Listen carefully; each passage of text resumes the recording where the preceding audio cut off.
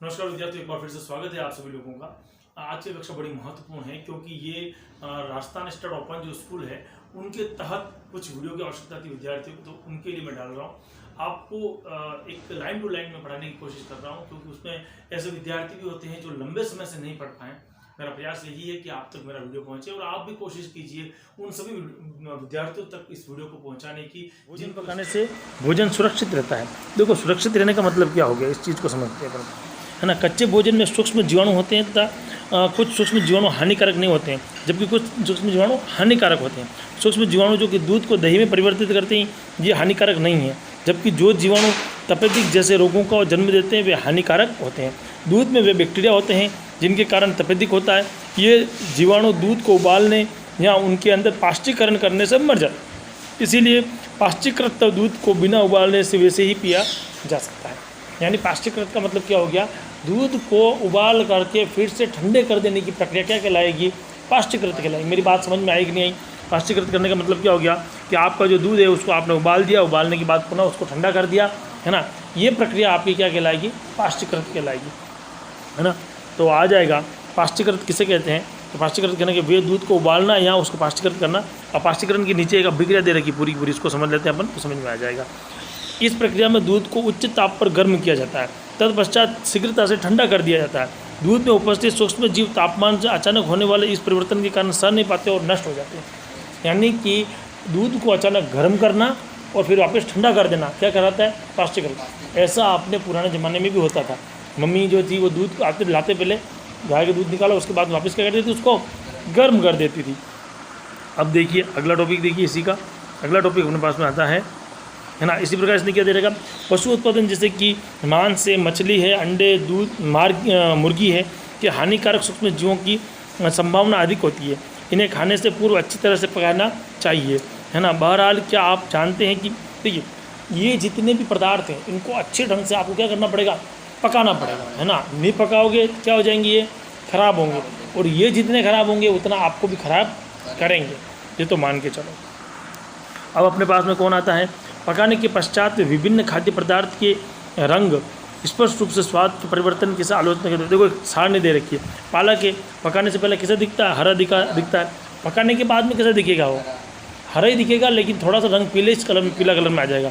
पकाने की विधि क्या होगी, उसको आपने उबाला होगा, उसको साफ़ किया होगा, ये सब अपने को लिखना है, पर अपने को इसके बारे में इतनी चर्चा करने की जरूरत नहीं है। भोजन पकाने की विधि का वर्णन, है ना। अपन भोजन को पकाने की विधि का वर्णन देखते हैं।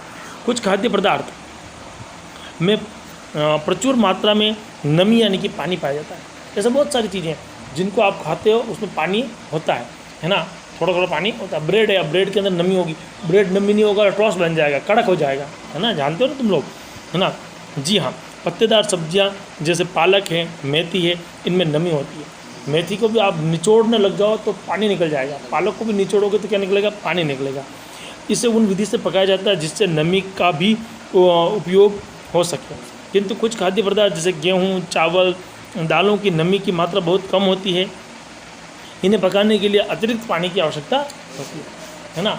पालक में पानी की ज़रूरत कम है, लेकिन गेहूँ को पकाने के लिए, यानी गेहूँ पकाने का मतलब क्या हो गया, जैसे कि आपको आटा गूंथना है तो उसमें ज़्यादा पानी की ज़रूरत है, कम पानी की ज़रूरत नहीं है, ज़्यादा पानी की ज़रूरत है ना।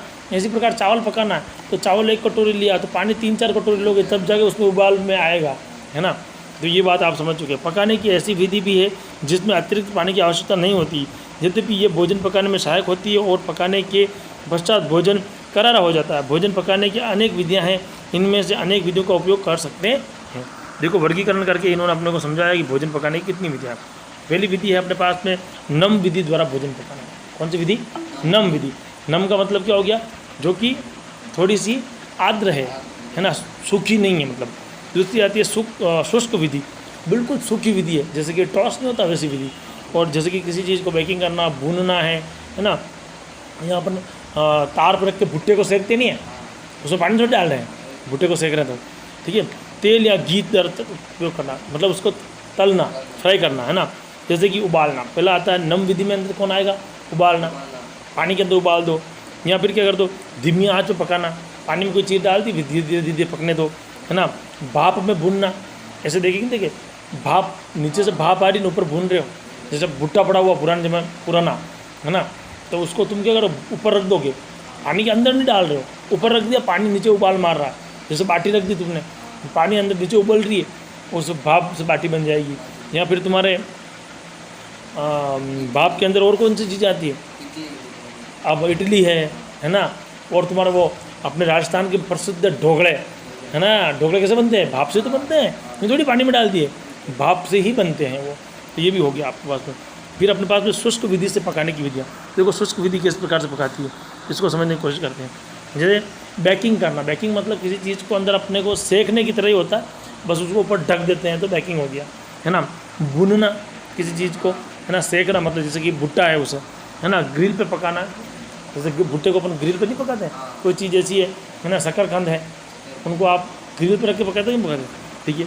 दूसरा आता है तेल या घी में पूरी की तरह उसको तलना, हल्के तेल में तलना, एक तो पूरा तल देना उसको अंदर से डीप करके, है ना, और हल्के तेल में, जैसे कि पराठा बना रहे हो, थोड़ा सा तेल डाला, पराठा सेक दिया, है ना, तो पूरा तेल में नहीं तला उसको।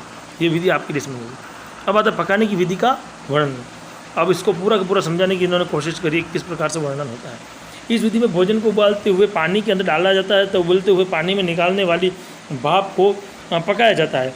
इस विधि के द्वारा, इस ताप विधि से भोजन को पकाने का कुछ तथ्य तरीके का उल्लेख किया गया। पहला है उबालना, यानी कि बॉइलिंग।